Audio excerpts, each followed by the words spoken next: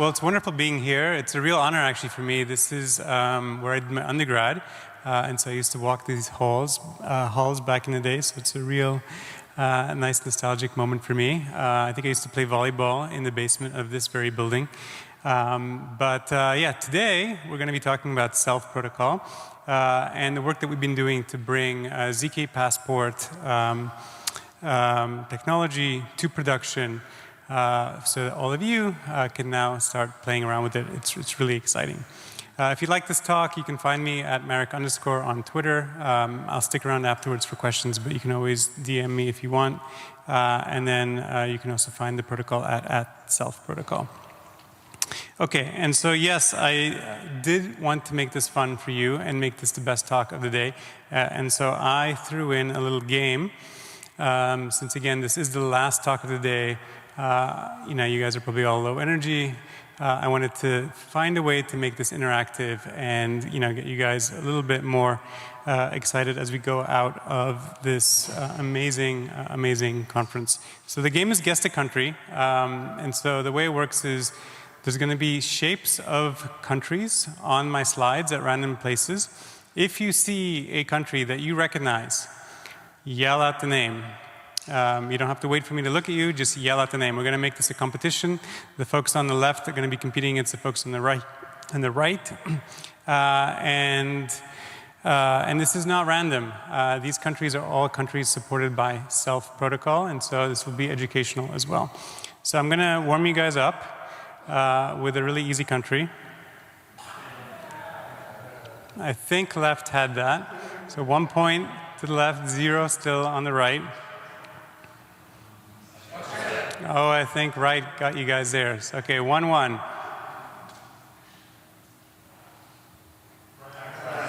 I think left had you, so 2-1 for the left team. Okay, so that's just a warm up. So now we're going to get into the talk, and if you see any shapes that you like or recognize, just yell out the names. France, by the way, is where a lot of the gigabrains behind Self protocol are from, and so we've got some really strong French founders on this project.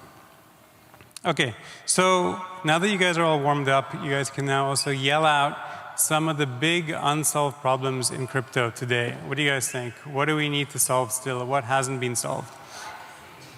Privacy is a good one. UX is a good one. Any other big ones? Product market fit. These are all really good ones. Anything else? Data availability. I feel like we're doing better with that. Identity, yes. User applications. So one that I think is very big, and I'm not hearing any country names. Okay, wow, 3-1, guys. Folks on the right need to step it up. It's kind of ironic, right? Bitcoin started, you know, off by solving this very problem if you burn a lot of electricity, but we still to this day haven't really solved this in a way that really is satisfactory. And so I would argue that this is still a very, very big problem. Our next one, are you a bad actor? I feel like this community, the ZK community, is probably more attuned to this than maybe all of crypto, just by virtue of how much bad actors seem to like, you know, privacy protocols and other things that ZK folks work on.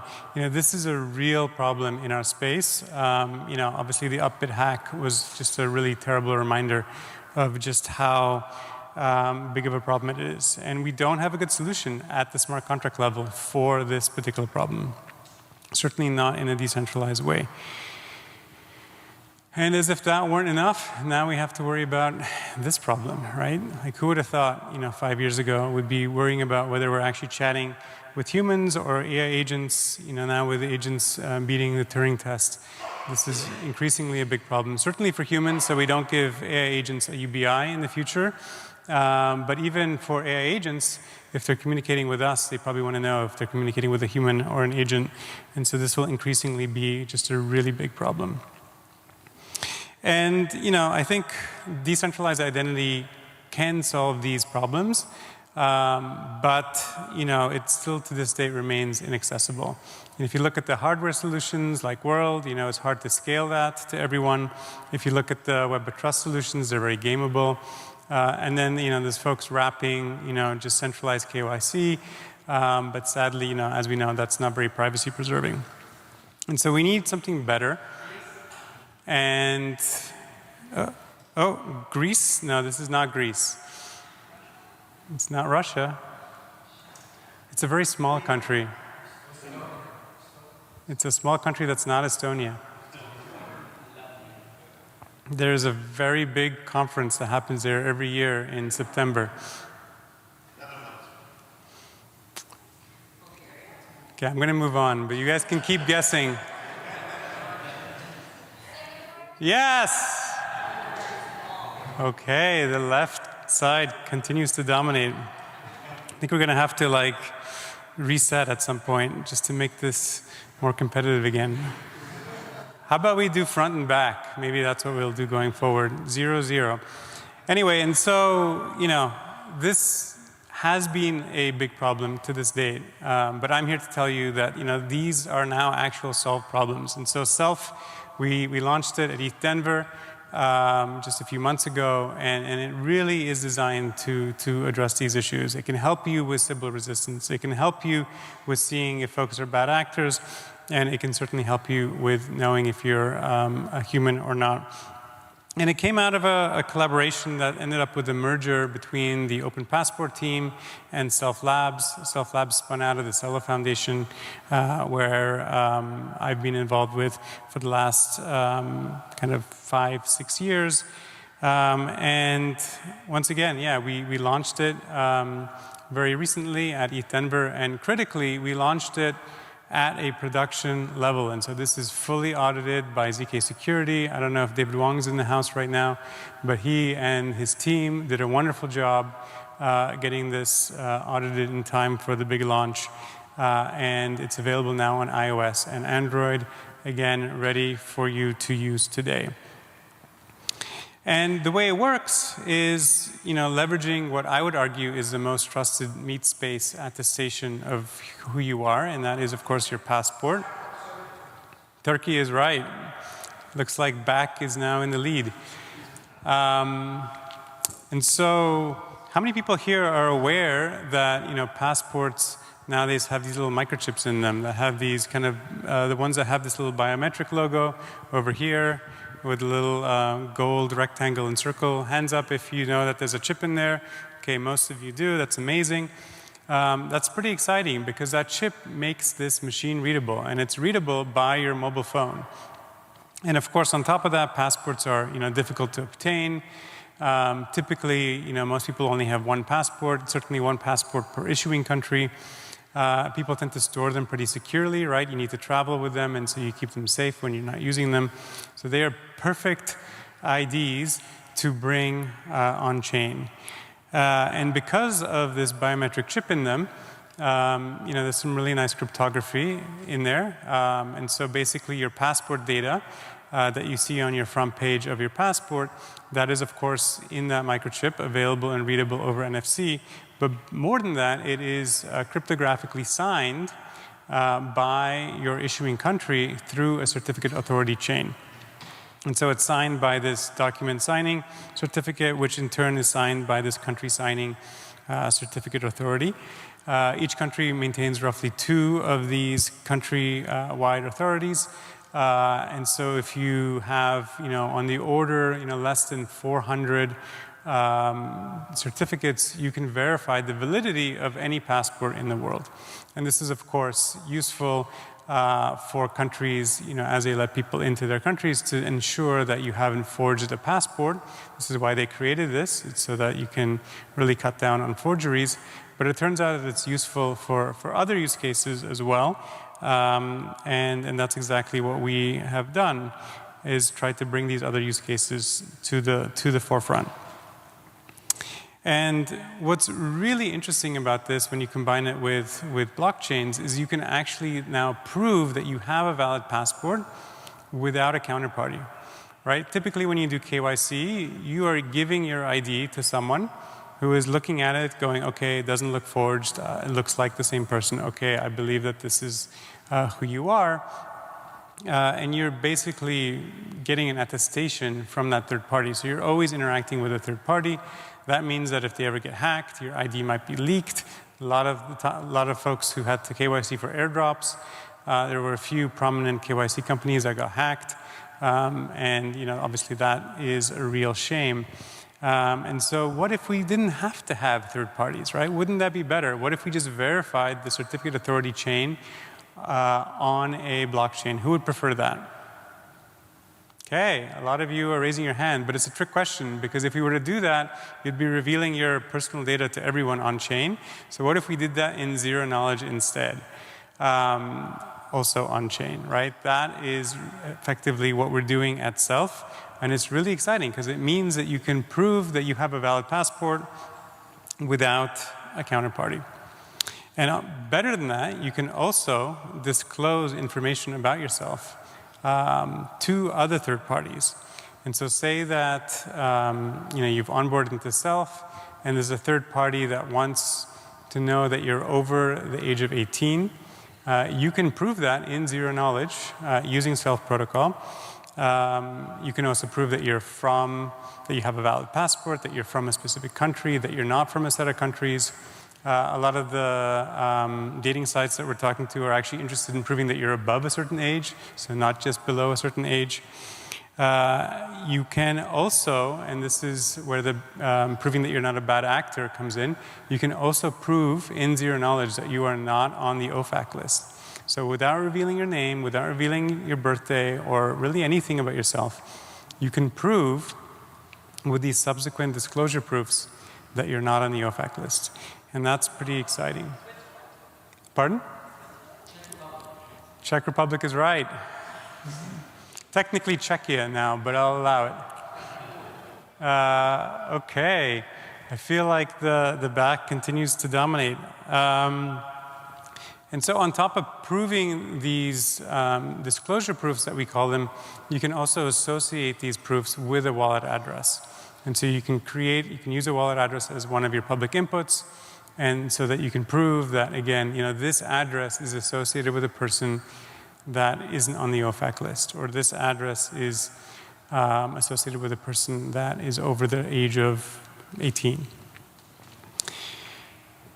Okay, so I think I've given you a nice overview of what we're doing, but what does it look like? What's the experience? You can definitely check it out by just installing the app. But if you're curious, this is what the onboarding flow looks like. The first step is to scan the front page of your passport. We need to do this to be able to decrypt the data on that microchip once you do the NFC scanning. Once you've done the scanning of the front page, you're ready to NFC read. You typically have to move your phone around a little bit to find where the NFC chip is in the passport. And as soon as you've done that, then we're off to the races. We can start generating this registration ZK proof. We do it actually in a very reasonable amount of time. It's on the order of 15 to 30 seconds. And then you're done. You're registered. You're onboarded onto the application. You can start doing disclosure proofs to third parties. And so what's going on under the hood? Once you've scanned that passport, again with your phone, then you have your data that's available on your passport. And we need to, one, create a proof that proves the authenticity of that data. And so again, we want to verify those signatures going up that certificate authority chain. Once we get to the top, we then do a Merkle inclusion proof that proves that the specific country certificate authority is inside our Merkle tree of certificates, with the root being on chain.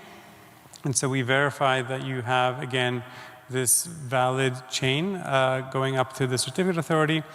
And then we also calculate a nullifier that's deterministically derived from your passport data. And then we also calculate a commitment that is derived from both your passport data and a user-generated secret. And so the ZKP first proves that you have a valid passport. Nullifier is used to prove that you haven't registered before. And then the commitment you insert into a Merkle tree so that you can later do these disclosure proofs. And what's important here is that this commitment is derived not just from the passport data, but also from a user-supplied secret. And the reason for that is we want you to have full privacy from your issuing country, but also from any country that scans your passport as you're entering through border security. We want them not to be able to quickly see what you're actually using self for. And the way we do that is by requiring that you add some more entropy, you create this secret. And so once you've onboarded, you can now do these disclosure proofs. And this is what the flow looks like there. We start by pressing that button on the bottom. dApps request disclosure proofs using a QR code, which you scan. The app shows you what the app is asking of you. In this case, it only asked you if you're over 18, if you're not on the OFAC list. And so it's not very sensitive. But if, for example, an application asks for all of your information, your full name, your birthday, everything, then we can pop up a little warning that says that this is asking you for something pretty sensitive. And if you're okay with disclosing this with this third party, you either do Face ID or put in your PIN, and then we create that zkP. And this zkP is relatively easy to do because that tree that we talked about, we're using Poseidon hashes to make doing that Merkle inclusion proof easy. And so the way that this works is we generate that inclusion proof, and then we also prove whatever statement you're trying to disclose. So for example, that you're over some age, or that you're not on the OFAC list. The OFAC list is interesting. We're actually doing a Merkle exclusion proof over 3 Merkle trees. If you're at all interested, come talk to me later. I can share more about how we're doing that. Because again, we're using Poseidon for all of these hashes, this is all very, very efficient. And then there's also a nullifier per dApp that's requesting these disclosures. And if you look here, that nullifier is not derived from your passport data. And so the idea here is, again, we are able to anonymize these disclosures even from your issuing country and even from anybody who steals your passport and scans the passport data. And so that's very, very important. Cool. And so how does it all come together? How does it all work? This is kind of the high-level architecture. Your passport's, of course, read by your phone. Your phone is communicating with either the Apple key store that's now stored in the iCloud, or with kind of the application-specific part of Google Drive, where you can store application-specific state. And so that's where we back up the secret that we generate for you, so that even if you lose your phone, you can still continue to use self and restore the application. And then, of course, probably one question that many of you might be asking about is, where do we generate these proofs? Would it be nice to generate these proofs on the phone? But we've been working on this for a while, and we started doing everything with Groth 16 and CIRCOM. And so these zkPs are sadly a little too big to run on mobile phones using kind of that particular proving system. And so we offload the proving to a TEE. So the TEE is only really an accelerator. It's not required for soundness of the protocol. You don't even need to generate the proofs using the TEE. You can generate them however you want. But the mobile application that we've developed uses this TEE only if it's running an image that we consider safe, one that deletes your passport data as soon as the proof has been generated. So even if the TEE is compromised, the soundness of the overall system is not compromised. And then the TEE can either share this proof directly with the third-party dApp or have it be verified directly on-chain. If it's verified on-chain, that happens on Celo. Celo recently transitioned to becoming an L2. And so we're working to have these proofs basically be readable by the whole Ethereum ecosystem fully trustlessly using native bridges. over time. And so this is the kind of high-level architecture. And yeah, this is what allows us to basically generate these proofs very, very quickly, even though the proving keys are quite large and require a lot of memory. By the way, there was a country back here that nobody guessed. What's going on? This country is next to that. Say that again. Poland is right. Are you front or back? Front. You're definitely front. Okay. More points to the... I think it's like 2-1 now. So front can get back in the running if they guess the next one.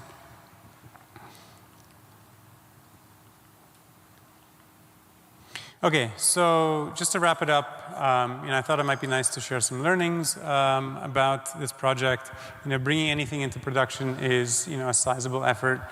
It took a big team, over a year and a bit, year and a half, to do this. I think one of the biggest things for us is that, picking a proving system continued to be a challenge. There's obviously a lot of excitement about a lot of new proving systems, but, we were a protocol that, unlike many protocols out there, actually cared about zero knowledge. And so the ZK part of ZK Snarks was really important for us. And because we wanted to bring this into production quickly and have it be used by a lot of people quickly, lindiness for the proving system really mattered. We wanted it to be robust and time tested. And so that's the reason why we picked, CirCom and Groth16. And I think we're happy that we did, because we also are the first zkPassport protocol to launch and to be production ready. And so we're pretty excited about that. One thing, though, that has made our lives more difficult is iterating. So one of the really weird things about these passports is that there's no standard for how these countries are creating these certificate authority chains. There's just an insane amount of hashing functions and signature schemes that are permissible. And every country seemingly is picking their own combination of these. So we've got RSA, we've got ECDSA. Obviously, the ECDSA stuff has made our proving keys really big and our memory requirements really large. Some countries use both. Some countries use different signature schemes at different levels of going up this certificate authority chain. And none of this is really well documented anywhere. And so we've been discovering a lot of this just by having people scan their passports and saying, oh, there's a new combination that we haven't seen. And so we have to deploy a new circuit, do a new ceremony, and get it out quickly so that we can then inform that user to come back and say that everything works again. And so we've been doing this now for a while, and we're getting to the point where we're encountering these things less and less. But certainly, having to do a ceremony after each new permutation of signature schemes was certainly a little challenging. Proving keys, of course, still suck. 5 gigabytes is a lot, certainly too much for bringing onto mobile devices. And so we're excited about being able to get rid of that over time with new proving systems. But, again, because we are running in a TE, it's manageable for us for now. And then, the ceremony tools. Back when we launched Plumo, way back in the day for Celo, Plumo also had a massive proving key and an insane amount of circuits. And, there was no ceremony tool that could handle it, so we had to build our own. This time around, we said, okay, let's try Potion, take something off the shelf. But, we broke it very, very quickly. And then had to spend a good amount of time unbreaking it for our needs. And so I think, a lot of the infrastructure and tooling is still not where we would hope it would be for, launching production-grade applications quickly. And then this is interesting. This is just a total coincidence that, I'm talking about this after the last speaker. But at least for our needs, when we were onboarding new folks and trying to get them up to speed quickly and encouraging them to play around with LLMs, certainly for our code, it was a little difficult for the LLMs to be that useful. They were hallucinating way too much. I think we could, as a field, probably work to create some MCPs that just give these LLMs way more context to be way better. Because back when we were using them, they weren't good. So it was really interesting seeing the last talk. I think that's really timely, and I think it'll be probably good to bring more and more developers into this field. So that's mostly it. I just wanted to end with a short plug. I heard Chile, but I don't know who said it first. Over here. Okay, front. Wait. Is it 2-2? Back is claiming they got it though, so they're even high-fiving. So I don't know. I didn't quite catch that. But let's make it front so that we're even. And if there's one more after this, we can see who wins. But yeah, we have a developer SDK. It's available to play around with now. Again, this is all audited, production-ready code that's out there, and people have started building with this and integrating into their protocols. You don't have to be a Web3 protocol. You can do this even as a Web2 company. And so if you have a use case for defending against Sybil attacks, or maybe preventing bad actors from using your protocol on-chain, being able to know for sure that someone's not on the OFAC list is pretty useful, especially if you're building privacy protocols. Maybe you want to verify that someone is in fact an actual human, then this can work really well for you. Recovering multi-sig wallets is a very, very frequently discussed use case for zkPassport tech. But there's also fun, kind of silly ones as well. Say you wanted to launch a meme coin that gives out tokens to people who have a certain name. Maybe you want to do a Bob coin. Maybe you want to disperse tokens on people's birthdays. Maybe you want to give them out based on people's hair color. All of that is in your passport, and you can actually create ZKPs that disclose this without disclosing anything else with self really, really easily. So anything that you can think of pretty much that you want to have disclosed from your passport data, self supports, and so would encourage you to play around with it. So yeah, that's everything. Thank you so much.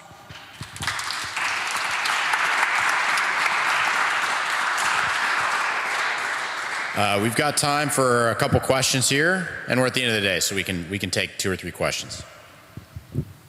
I think my big question here is, do people need to scan their eyes to use your product?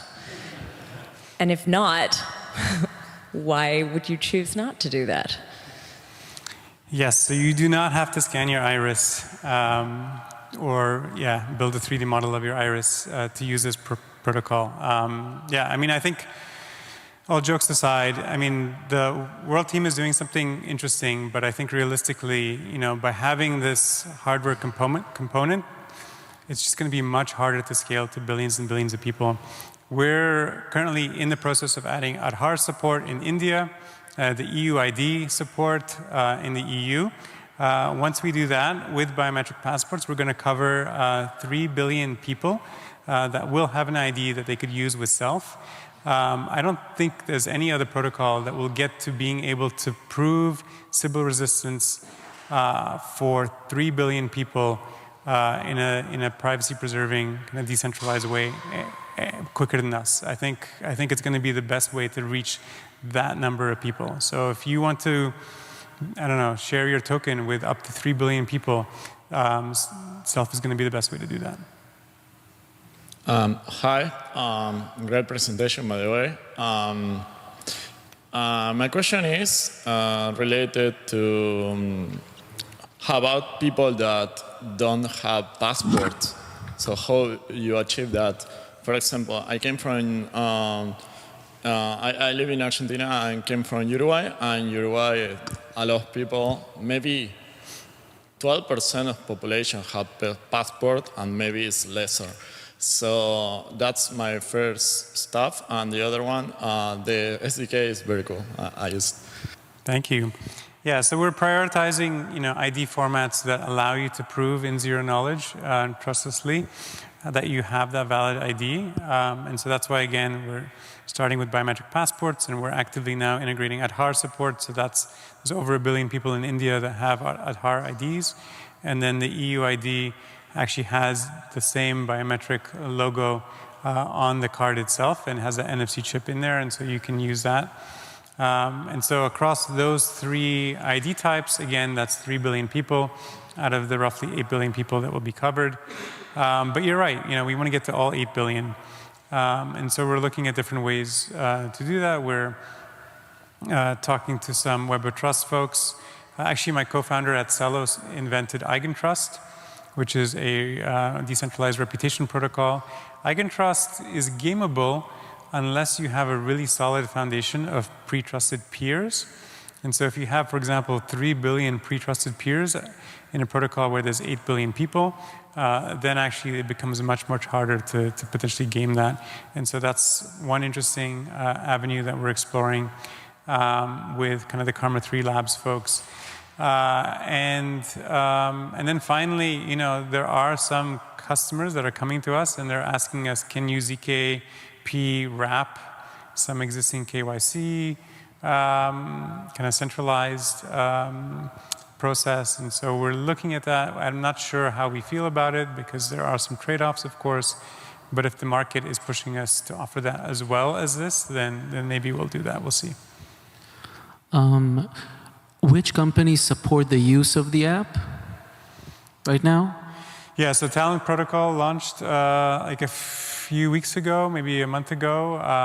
And there's a few other smaller ones that I'm forgetting the names of right now. But we're actively talking to some very, very big Web3 projects and some very reputable, well-known Web2 companies, some of which are actively developing against the SDK today. And so, yeah, expect a lot more exciting partners being announced soon. Are you? Yep. Is there a way to mark passports as stolen or deactivate them before their expiration date?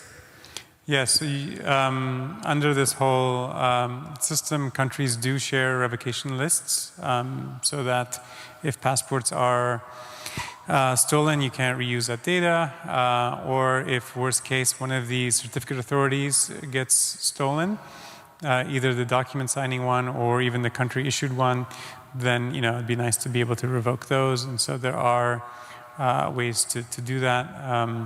Not every country shares these lists. Not every country shares them publicly. Sometimes they only share them privately amongst each other. And so we are working on doing more with those lists for countries that we can get access to them.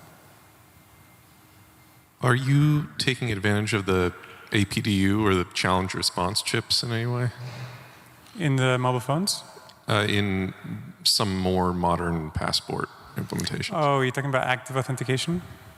Yeah, so some passports, some countries have private keys in these chips that you can use through like a challenge and response mechanism to prove that the data that you're pulling from this NFC chip is in fact not cloned. And so we are looking at that. The challenge is that for a lot of countries where maybe our initial users will be coming from, those countries don't issue these passports, and so it's a bit of a shame. But increasingly, this will probably be useful in the future. So yeah, we're definitely looking at that. 2 more questions. So you mentioned that if the T is compromised, you don't lose soundness. So I'm wondering, what's the bad side of that? And if there's no bad side, why you are using T in the first place? And there's one yes or no question. By OFAC, do you mean citizens of certain countries or a list of addresses? Yeah, so for OFAC screening, what I mean is the US Treasury shares a list of sanctioned entities and individuals where they give names, birthdays, passport numbers, and all of these. And so we are actually looking specifically that you are not on that list as an individual. So that's what we mean by making sure you're not on the OFAC list. And then your first question, remind me again what it was? So if the T is compromised, what's the bad side? Yeah, so if the T is compromised, then someone could see the passport data that's being used to generate these proofs. So they might be able to steal someone's passport data, but they wouldn't be able to do much beyond that. All right. I promised the last one would be a banger, and sure enough, Marek delivered. Thank you very much. Let's give him another hand. Thank you.